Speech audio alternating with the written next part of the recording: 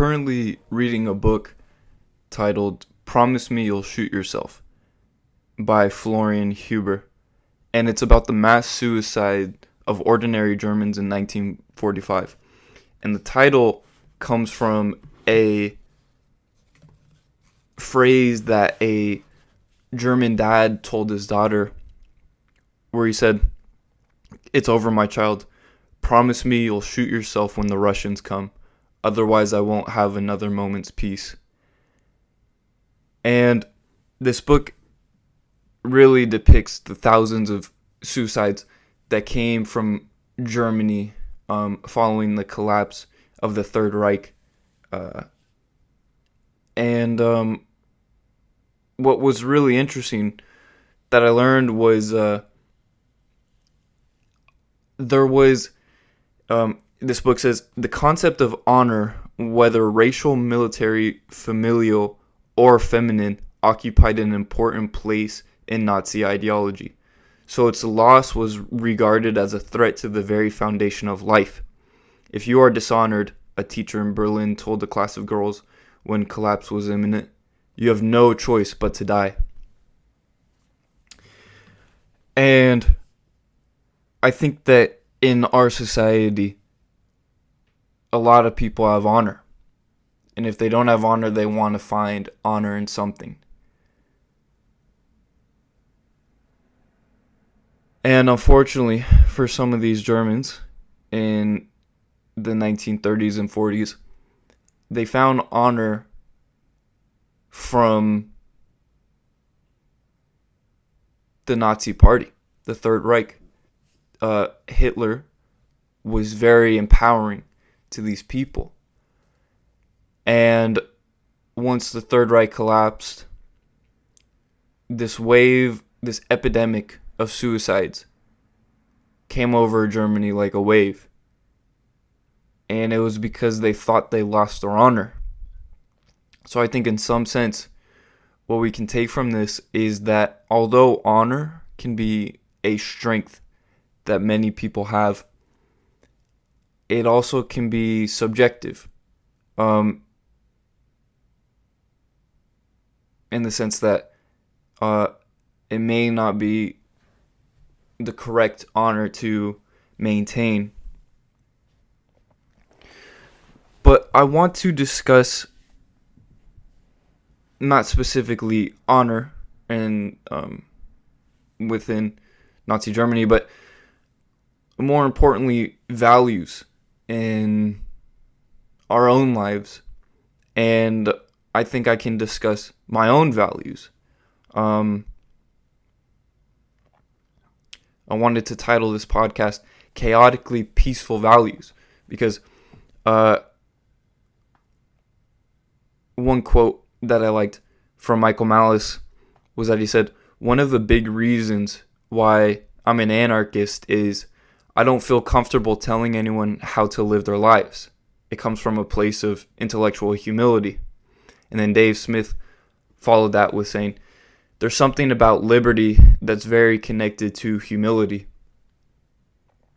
And I think that for me, I'm influenced in two different major ways. One is from economics or libertarian philosophy, and the other is from, I guess you could say, just my individual day-to-day life. But that's more in the sense of martial arts, and I've been influenced by philosophy, more ancient Roman of the Stoic philosophy, as well as Buddhist philosophy, in particularly Zen Buddhist philosophy. And I guess from martial arts and Marcelo Garcia, he had this YouTube video, I think it's titled "We All Can Do Better," and he discusses how we shouldn't disrespect anyone. That's one of his principles, and I really like that.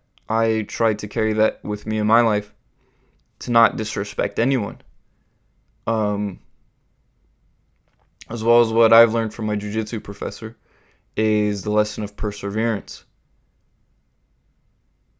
That when you get into a tough situation and someone is practicing trying to kill you in the practice of jiu-jitsu, choke you out, you can tap and give up, or you can try to learn how to get out of this sticky situation and fight for your life.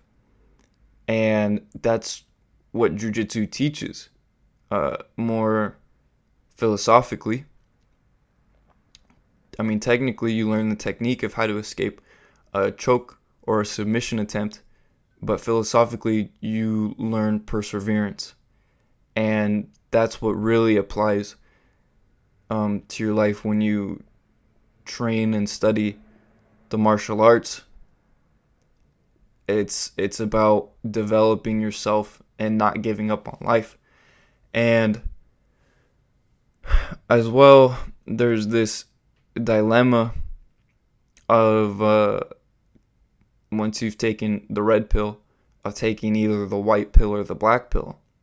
And the black pill is one of hopelessness and giving up, saying we're all doomed. And the white pill is hope of an optimistic future, that things will get better, life will be all right, and more or less success is imminent. And I think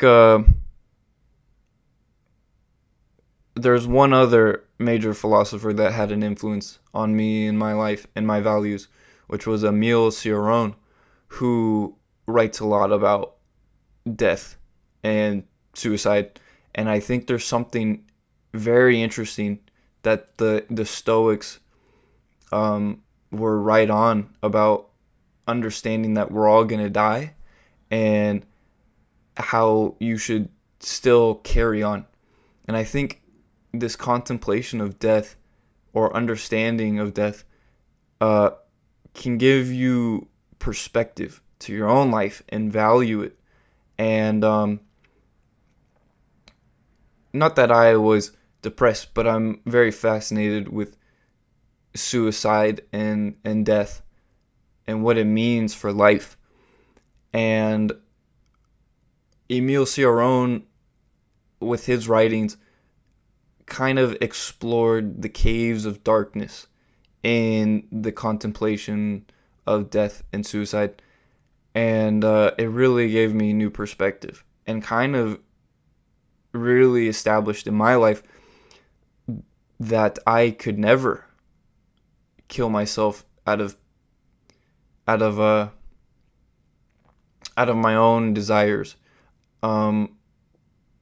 Obviously, you have circumstances like the Germans faced, who in 1945, when the Russians were invading from the east and the Third Reich was collapsing, their loss of honor was so detrimental to them that thousands committed suicide, as well as the fear of American soldiers and the Russians of being raped and tortured.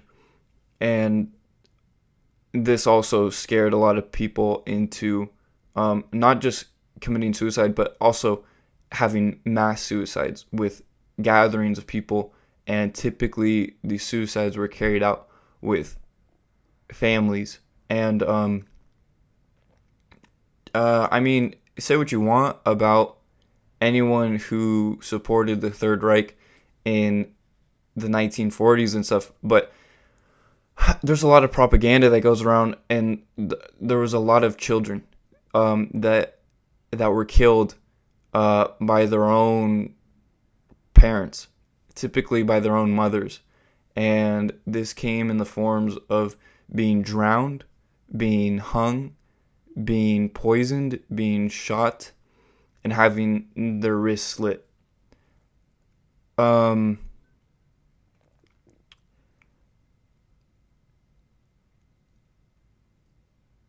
And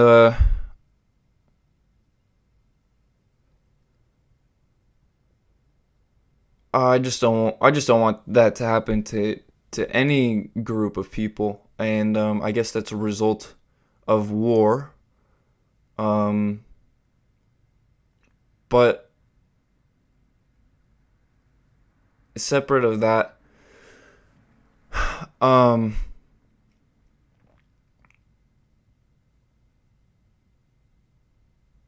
I guess for me, not that I'm a pacifist, but I definitely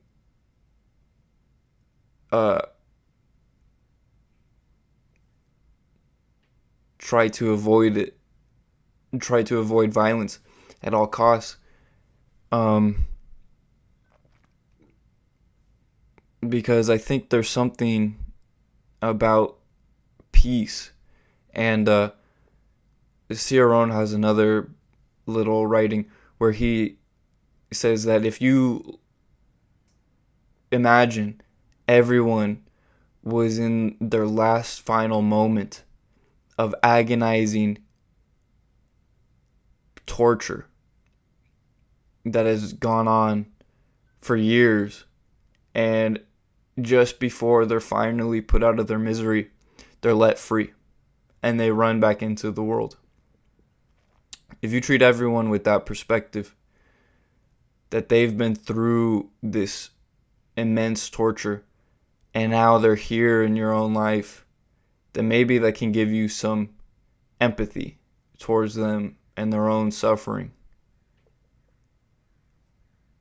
And that kind of stuck with me in valuing everyone, not only in the sense that I can learn something new from everyone, because everyone has their own story and perspective and something they know that I can really learn and become grateful from, and that there's the opportunity to meet a friend in everyone, but also that these people may have uh, suffered tremendously, and it's not my, I don't even want the responsibility to criticize someone or uh, yell at someone or get in a confrontation or conflict with someone. I'd rather avoid that at all costs. Um,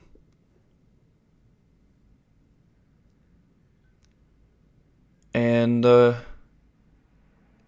Hans Hoppe from the, again, the economics create this skeleton framework for society in its own philosophy. And he says that we don't need to assume sympathy or love or empathy for people.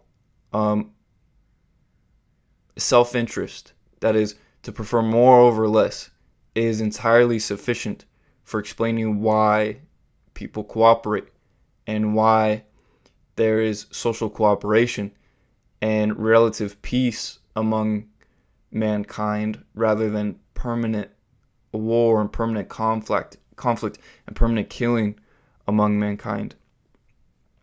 But I think if you can develop sympathy and empathy and love for other people, that's just additional.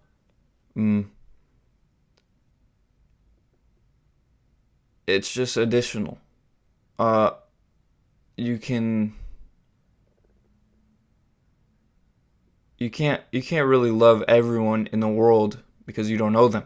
And being in a populated area, there's too many people to just say hi to and conversate with and get to know. So you don't need to have love for these other people. But I think if you can develop some sort of uh, not respect, but not disrespect for others, then you can find peace in knowing that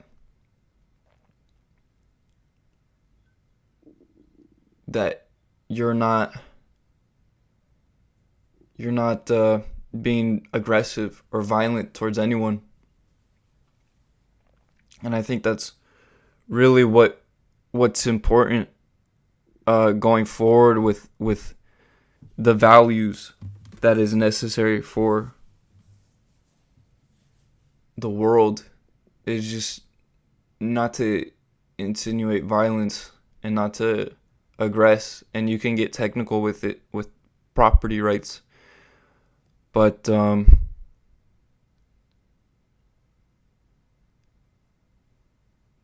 I think just not disrespecting anyone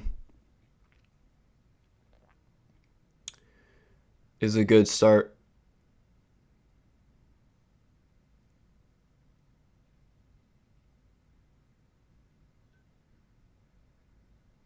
And that's where I'll end it. Thank you.